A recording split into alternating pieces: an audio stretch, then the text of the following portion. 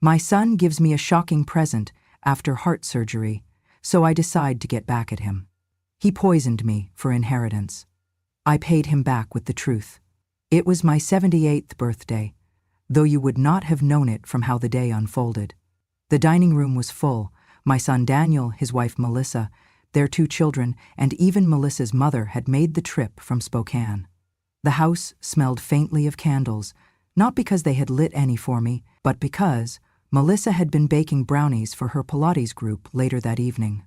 I sat quietly at the end of the table, in the same chair I had eaten breakfast in every day since we moved in together. I thought maybe someone would hug me, maybe my grandson at least, but no one did. There was no cake, not even a cupcake, no balloons, no singing, just a box. A small box about the size of a shoebox, wrapped in supermarket gift paper with a plastic bow slapped on top. Daniel slid it across the table toward me, avoiding eye contact, as if he was tossing scraps to a stray cat. "Here," he said, "a little something for the laundry queen." I opened the box with slow hands, hands that once carried him through fevered nights and held back the world so he could walk forward untouched. Inside, nestled in pink tissue paper, was a plastic toy washing machine, the kind you would give a toddler, bright purple and yellow with a fake door that clicked when you turned it. Alongside it was a small folded card. My fingers trembled slightly as I unfolded it. "Happy birthday to the old hag of the laundry room." Melissa burst out laughing. "We figured you'd need something to keep you company in recovery," she said, wiping her eyes. "Play with this while you rest, and when you're back on your feet, we've got a real mountain of clothes waiting. But don't worry, we'll keep the nice machine locked so you do not break it." Daniel smirked. "Or maybe learn to live without conveniences for once. This is not a hotel, Mom." Their kids giggled and looked down at the little toy spinning in my lap and smiled. Not the kind of smile that comes from joy, but the kind that comes from knowing something they do not. No one cared enough to ask, especially not about the open-heart surgery I'd scheduled for 2 weeks later. At 78, that was no small thing. But I had scheduled it quietly, paid for it from my pension and savings, and informed them only because I would need a ride home. Daniel had shrugged when I told him. I looked around the table. Melissa was already scrolling through her phone. Daniel poured himself another glass of wine. The children were arguing over an iPad. Melissa's mother was picking lint from her sweater. And I sat there, still holding the toy, thinking of all the birthdays before this one. The ones where Daniel would draw me cards in crayon, where he would wake me up with burnt toast and orange juice on a tray. The ones when I used to think I had raised a good man. I remembered selling my gold wedding bangles, skipping meals so he could remain in school, and working double shifts, each a silent investment in his future. Now here he was, 47, and his birthday gift to me was a child's toy and a room full of humiliation. "Thank you," I said quietly. My voice didn't shake. "It's very thoughtful," Daniel chuckled. "Well, you always said you liked practical gifts." I looked at him, really looked. The lines around his mouth had deepened, and there was a hardness in his eyes I had chosen not to see until now. Melissa still had that brittle smile, the one she wore when she was being cruel but wanted to sound polite. She had never liked me, not from the first moment I stepped into their apartment with a hot casserole and offered to help with their newborn. To her, I had always been just a shadow, an extra burden, a reminder that the world did not revolve around her. I placed the toy washing machine on the table with deliberate care, as if it were a relic carved from my life's sacrifices. It made a little beeping sound as it settled. "Well," Melissa said, standing up, "we should get going. I have to be up early and the kids have school. Happy birthday again. Try not to stay up too late watching those reruns." Daniel gave me a pat on the shoulder, not a hug, not a kiss, just a pat, like you would give a coworker after a presentation. "See you in a couple weeks, Mom. Text me if you need a ride home from the hospital. If I don't respond, just Uber." And they left. I sat in the silence after they were gone. The house smelled like Melissa's brownies. The toy washing machine blinked in the dim light. I listened to the ticking of the wall clock and the creak of the floorboards above as the family settled into their bedrooms. I looked around this house, the house I had paid half for when Daniel could not afford the down payment. The house where I changed my grandson's diapers and made chicken soup when Melissa had the flu. The house where I had been a cook, maid, babysitter, and now, apparently, a joke. That night I did not cry. I sat there, back straight, and watched the moonlight reflect off the plastic toy. I reached into my purse and pulled out the small notepad I always carried. I wrote 2 words. Remember this. Not because I wanted revenge, not yet, but because sometimes the only way to survive cruelty is to record it, so you know you are not imagining it. They thought I was too old to matter, too soft to resist, too grateful to speak up. I slipped the note between the pages of my recipe book, the one Daniel never touched. If I ever doubted my memory, I would return to that page, but I never needed to. But I remembered everything, and I had just begun, _. 2 weeks later, I walked myself into the hospital for open-heart surgery. I did not ask Daniel or Melissa to come with me. I did not want to see the looks on their faces if the surgery failed. I had already prepaid for everything, from the anesthesiologist to the post-op medications, using the savings I had set aside years ago. The money came from quiet sacrifices. No vacations, no new clothes, just slow, steady discipline that no one noticed. The surgery was successful, though the doctor told me the recovery would be delicate. I was instructed not to lift anything heavier than a gallon of milk for at least 3 weeks. They told me to stay warm, avoid emotional stress, and take my medications exactly as prescribed. Daniel picked me up from the hospital. He did not say much, just scrolled on his phone while I struggled into the car. Melissa was not with him. She had yoga. When we got home, he dropped my bag just inside the door. You can rest for a bit, but Melissa needs the laundry done by tonight. The kids are running low on socks. The machine's out back. You remember how to use it, right? I stared at him, unsure if he was serious. My chest still felt like it had been cracked open. My left hand was wrapped in gauze from the IV, and I could feel the surgical tape pulling at the stitches beneath my clothes.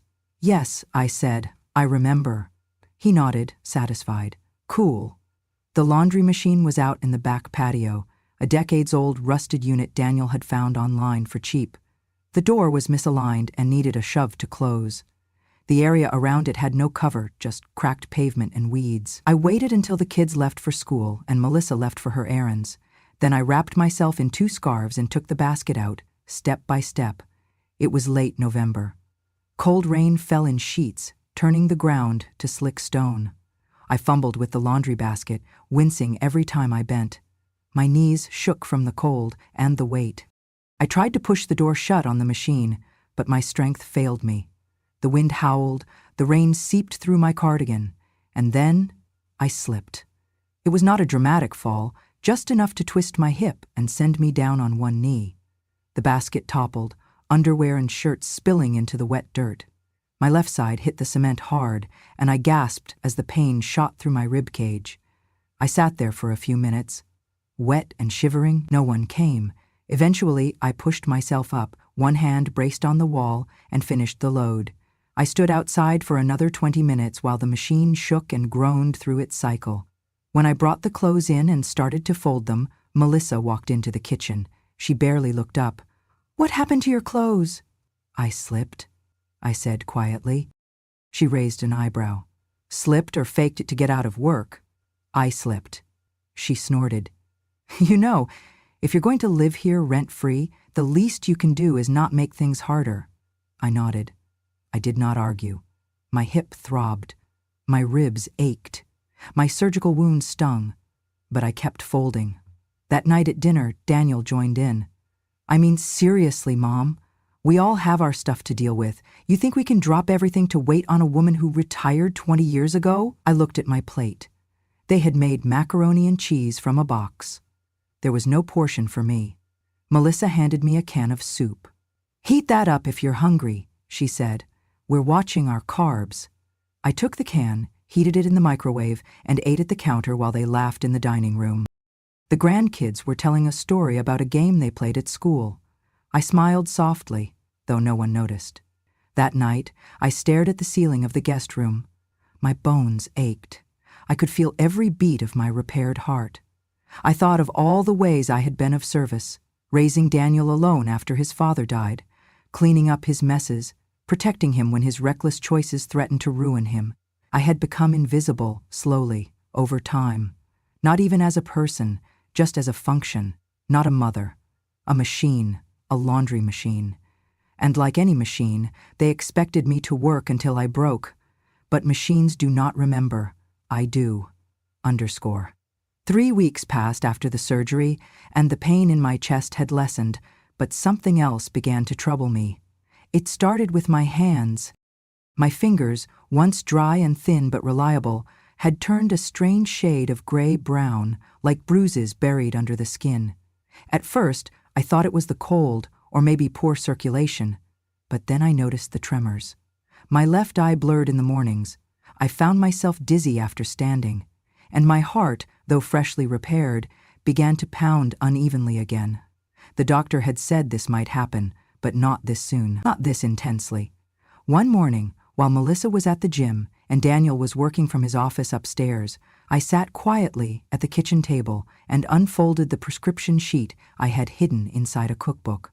It was the original list my cardiologist gave me post-surgery, with every pill, dosage, and schedule handwritten and underlined. Then I walked to the pantry and pulled out the weekly pill box Daniel had filled for convenience. I took out each tablet and matched them to the list. Some weren't even close. A few pills had the right color, but wrong shape. One had no markings at all. Another was twice the dosage listed, and one, a pale blue capsule, was not on the list at all. My fingers trembled, but not from fear. I remembered something. It was 38 years ago. Daniel had been 6, feverish and shivering, moaning through the night, while I stayed up to sponge his head. At dawn, with no car, no neighbors willing to help, I wrapped him in a blanket and walked 1.5 miles to the rural clinic. Every step felt like I was carrying fire in my arms. But I got him there. He had pneumonia. The doctor said if I had waited even 2 more hours, he might not have survived. Now here I was, wondering if that same child, my child, had poisoned me. I needed proof. There was a woman I knew once, a pharmacist named Judy. We had worked together for a short time back in the ADS when I was cleaning at the local health center. She had sharp eyes and a sharper memory. I called her from a payphone in the supermarket parking lot, using a prepaid card I kept for emergencies. "Judy," I said, "it's Nora.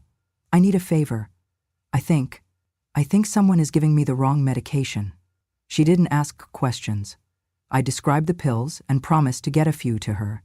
That night, when everyone was asleep, I crept into the kitchen and packed 2 samples from each suspicious pill into a tiny container I had used for sewing needles. The next morning, I mailed it using an anonymous envelope and an old P.O. box I still kept under my maiden name. 3 days passed, then a week. On the 8th day, I received a voicemail from Judy. "Nora, call me back, now." Her voice was tight. I called her immediately. "You were right," she said. "Some of those pills are legitimate, but 2 of them aren't.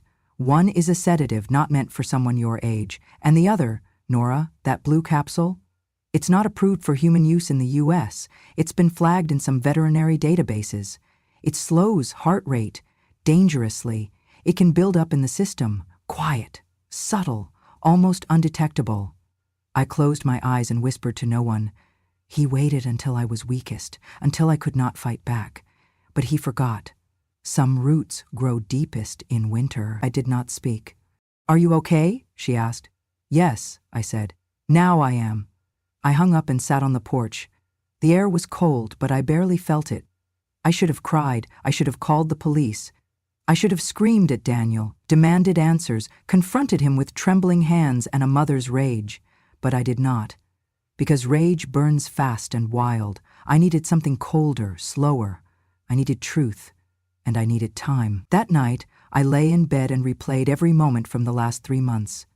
Every meal they handed me, every joke Melissa made about getting the house sooner than expected, every time they laughed when I coughed, every glance, every whisper. Daniel knew. Maybe not the full science, maybe not the dosage, but he knew. And still, I remembered holding him to my chest during thunderstorms. I remembered singing to him when he was too scared to sleep alone. I remembered selling my wedding ring to buy him a suit for his first job interview. None of that had been enough. He had chosen greed, so I chose silence. But silence with a plan. I wrote a new list, not of medications, of steps. I contacted an attorney anonymously, using the same P.O. box and a prepaid phone. I began transferring small amounts of my money to a private account. Melissa and Daniel did not know existed. I scanned every paper in the house, every title, every will, every insurance form. I started documenting things, recording short conversations, saving text messages, cataloging slights. I became what they thought I had already been, invisible. But I was not gone. I was watching, and I was waiting. The house grew louder with excitement as Daniel and Melissa prepared for their 10-year wedding anniversary. Invitations arrived in glossy envelopes. Decorations were sorted in the dining room. Even the children were involved, rehearsing little speeches and songs. I had not been given an invitation, not even a mention. One morning, I stood in the kitchen folding towels and asked, "Is there anything I can do to help for the celebration?" Melissa glanced at me without lifting her head from her phone. "Actually, yes," she said. "You can stay home. We want everything to feel, elegant." Daniel, standing nearby, chuckled. "Yeah, Mom, we'll bring you some cake, all right?"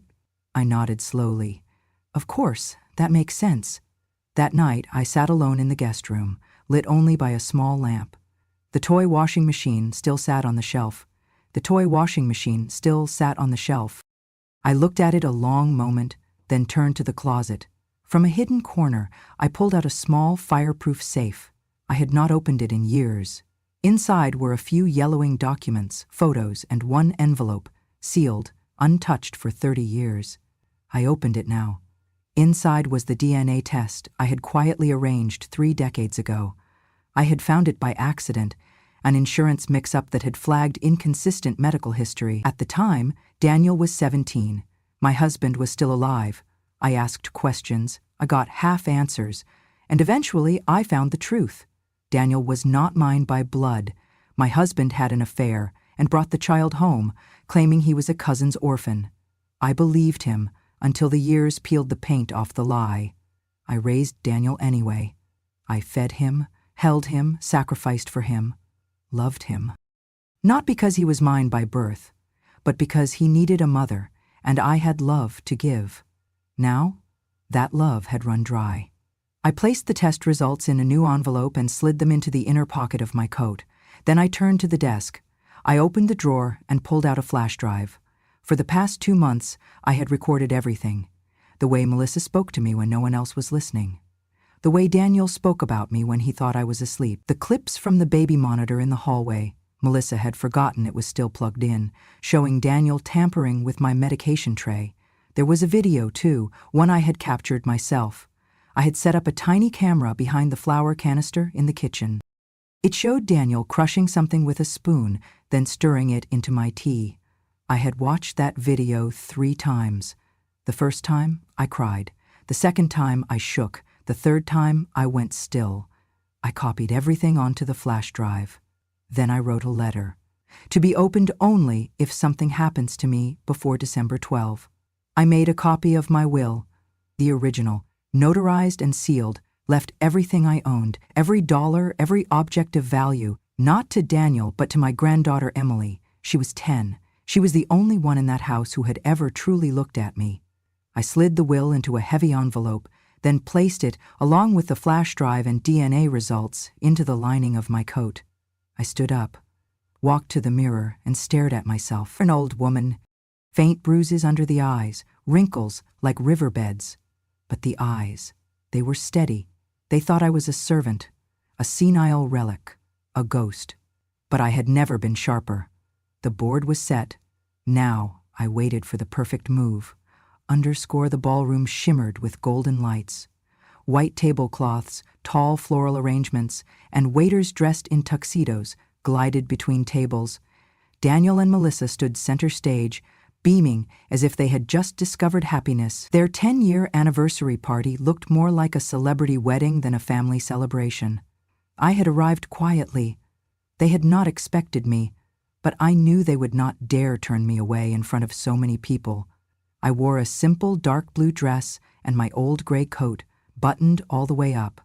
The seats were full: former classmates, co-workers, Melissa's extended family, people I had never met. But I recognized the looks, that mixture of superficial charm and passive judgment.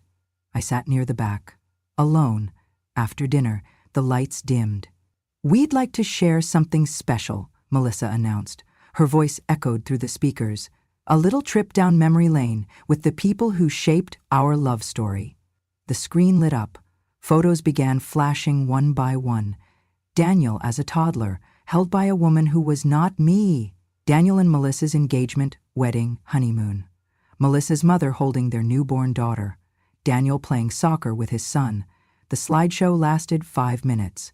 I was in none of the pictures, not one. Then came the final slide. It was projected full screen in high resolution. A blown-up photo of the toy washing machine. Beneath it, in looping cursive font, "Dedicated to the old hag who taught us what not to become." There was a beat of silence. Then the laughter started, first from a few tables, then more. Melissa chuckled into the microphone. "A little inside joke." I stood up. Slowly, steadily, I walked toward the stage. Every eye turned toward me.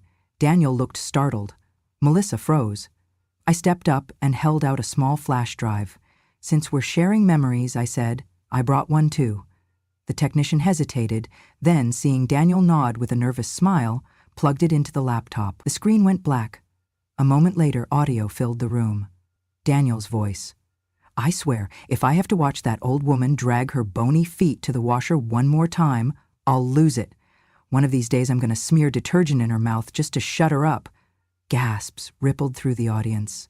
Melissa's voice responded, "Please, we just need her to keep folding clothes until she drops.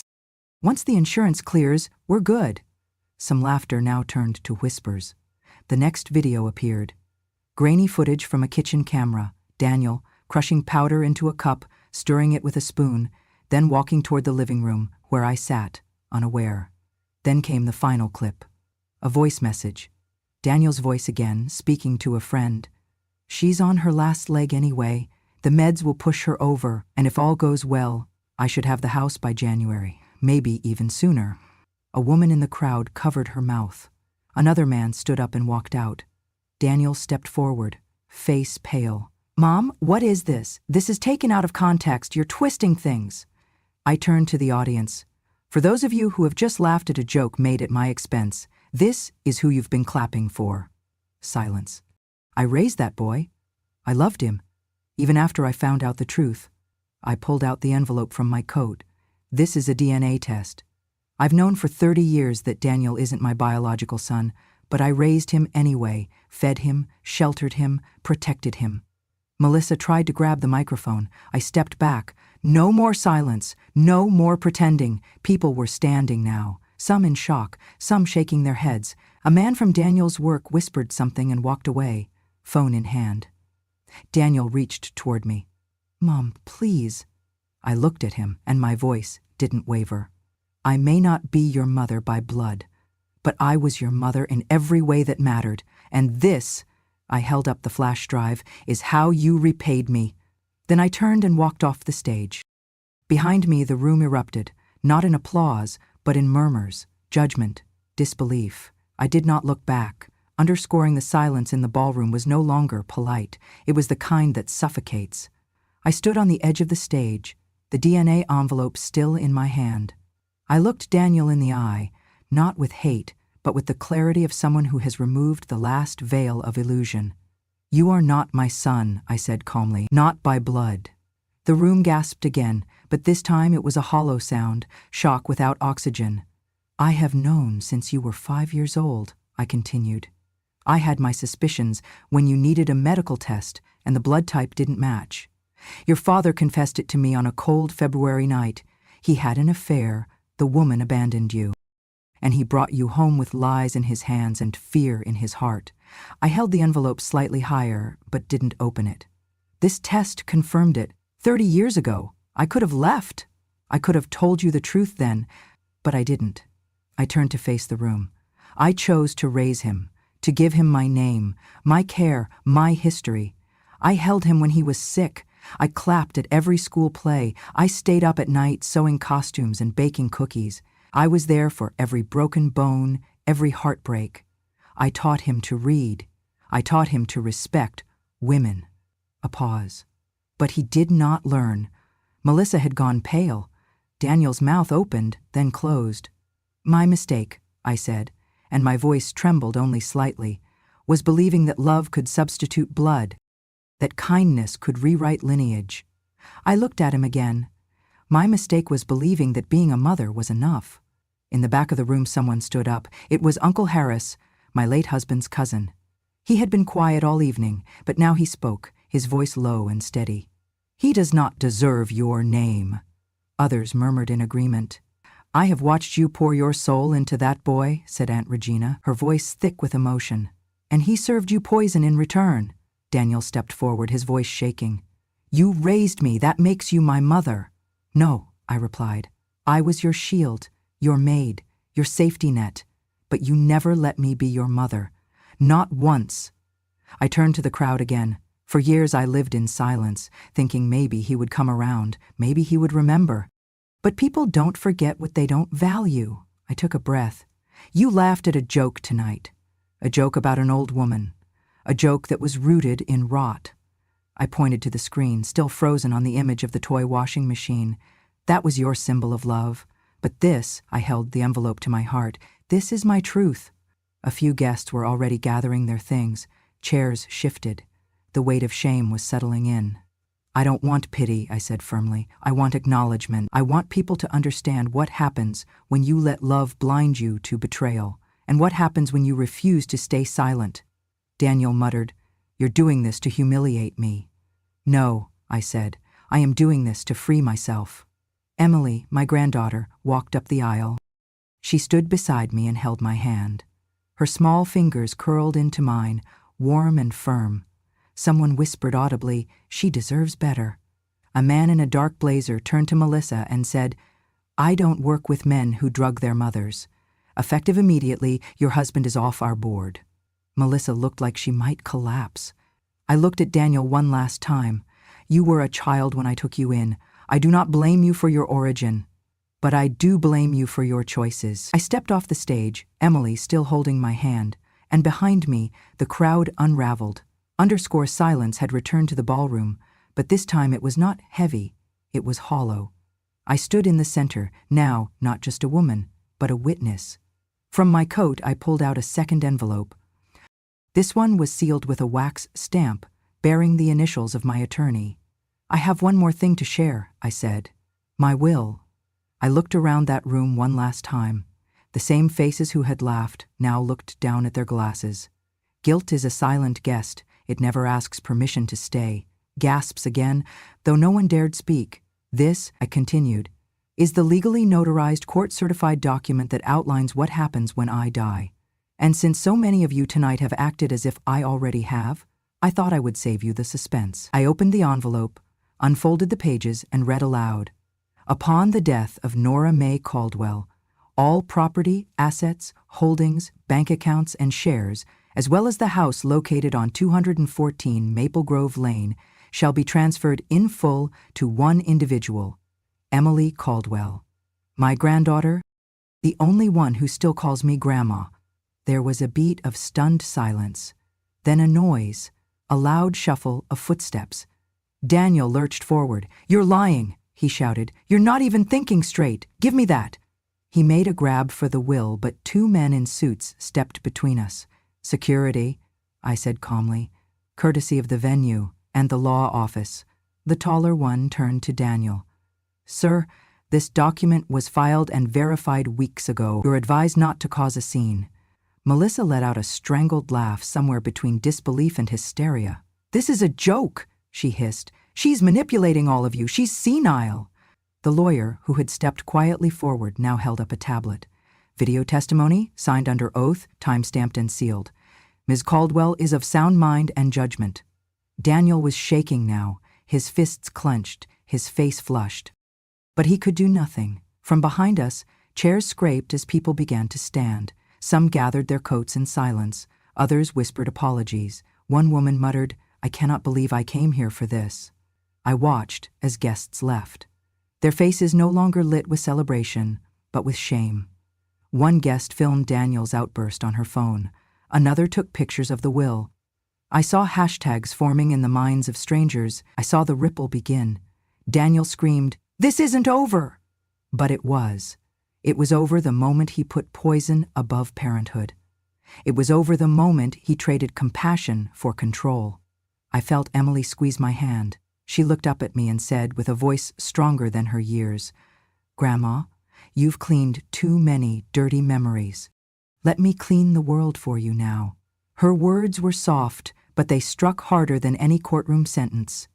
In that moment, I saw not just my heir, but my legacy. I knelt to her level, eye to eye. "Sweetheart," I whispered, "you are the only thing I ever got right." The lawyer handed her a smaller envelope. "This is for her education," I said aloud, "and her freedom." Someone clapped. One slow, steady clap. Then another joined, and another. Not everyone applauded, but enough did. Daniel stood alone in a room he thought would praise him. Now, it only echoed with the sound of people leaving. The final image burned into my memory. My coat, my will, my granddaughter, and a man who thought inheritance was owed, not earned. He had forgotten one thing. Truth does not need an invitation. It just needs a witness. _ The senior living home was nothing like the stereotypes. It was nestled near the edge of a quiet forest, where birds sang instead of traffic, and the air smelled of pine and promise. There were gardens, real ones, with flowers I could name and herbs I had once grown. There was a library, with deep leather chairs and real silence, the kind that listens. I moved in 3 weeks after the party. Emily visited every weekend. Sometimes she brought me books, sometimes just herself. Every time, she brought peace. In my new room, sunlight streamed through tall windows. I placed a single photograph on the side table, a picture of the toy washing machine sitting crookedly in a trash bin. I had taken it myself before leaving Daniel's house. I had added a caption in black marker. "I used to wash out of love. They taught me to wash to survive. Now I exist on truth." Next to the photo, I placed a small brass box. Inside were ashes, the burnt remains of the last family photo we had taken, a posed lie at Daniel's wedding, everyone smiling, everyone pretending. I had burned it on my last night at the house. The smoke rose into the cold air, as if lifting the burden from my chest. It did not hurt to watch it crumble. It felt like shedding skin. The nurses here call me Ms. Caldwell, but Emily still calls me Grandma. The word lands softer now, not as a duty, but as a song. One afternoon I sat by the window with a cup of tea. Emily reached across the table and took my hand. Her fingers were growing longer, stronger. "Do you miss the house?" she asked. "No," I said. "A house is just a box. I carried the home in me." She nodded, wise beyond her years. "I keep a journal now. Not of pain, but of memory. I write in it each morning with a pen I bought for myself. The last entry I wrote said this: "I spent my life washing clothes, cleaning messes I did not make." I was told that was love. Then I was told it was expected. But I know now. True love leaves room for dignity, and truth does not fold. Outside, the wind moved the branches like dancers. I do not know how many more seasons I will see, but I know this: my last years will be mine, and when I close my eyes for the final time, I will not see a laundry basket. I will see a child's hand holding mine, not because she needs something, but because she wants me here. And that will be enough, _ 2 weeks. After the party, a letter arrived at the senior living home. It came in a cream-colored envelope, no return address, with a careful script that read, "To the woman who reminded us how to stand." Inside was a note, handwritten in blue ink. "I was at that party. I didn't know who you were when I sat down, but I left knowing who I want to be when I grow old. Thank you. You made me call my mother, for the first time in 5 years." There was no name, just a signature. Someone's daughter.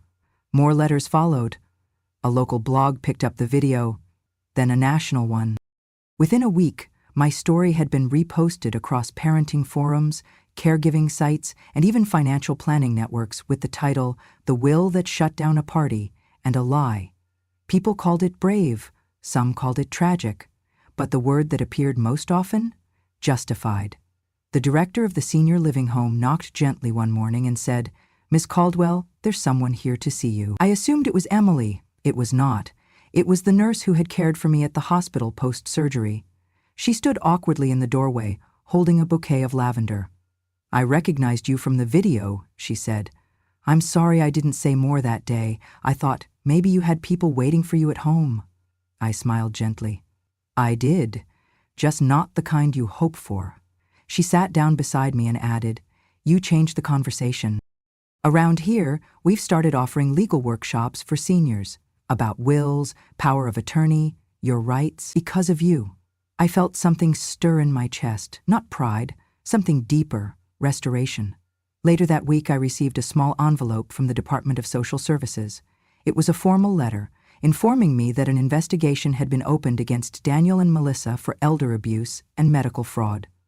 A lawyer had submitted my recordings anonymously. I smiled. I knew who it was. Justice did not always come with handcuffs. Sometimes it came with frozen assets and revoked custody agreements. Melissa's face had been plastered across multiple HOA newsletters as a person of concern. Daniel's restaurant investment had been quietly withdrawn by 3 partners. No headlines, just quiet professional disappearance. They had wanted inheritance. They inherited silence. A month later, I was invited to speak at a local community event called Second Voices, a program for grandparents raising grandchildren or those who had been estranged by their families. I stood in a room with 50 strangers. I told them about the toy washing machine, about the card that called me old hag, about the rain and the rusted machine and the fall that almost ended it all. I told them about choosing to be a mother, even when biology refused me that title. I told them about betrayal, but more than that, I told them about surviving it, with grace intact. And finally, I told them the hardest truth of all. Sometimes love isn't missing. It's simply not returned. And that doesn't mean we failed. It just means we loved beyond what the other person could carry. When I finished, they did not applaud loudly. They stood, quietly, in unison. It was the first time in years I had felt seen by a crowd, not out of pity, but out of shared fire. I returned to my room that night and found a small card under my door. It was drawn in crayon. "You are my hero. I'm 8. My grandma said your story is why she moved back with us. I like her again now." It was signed, in crooked letters, Benji. I held the card to my heart. Then I looked to the shelf where I kept my single-framed photo, not of the toy, but of Emily, reading to me in the garden, her legs tucked under her voice full of magic. She had written a note on the back. "You taught me how to fight kindly. That's what I'll carry forever." This is not just a story of betrayal.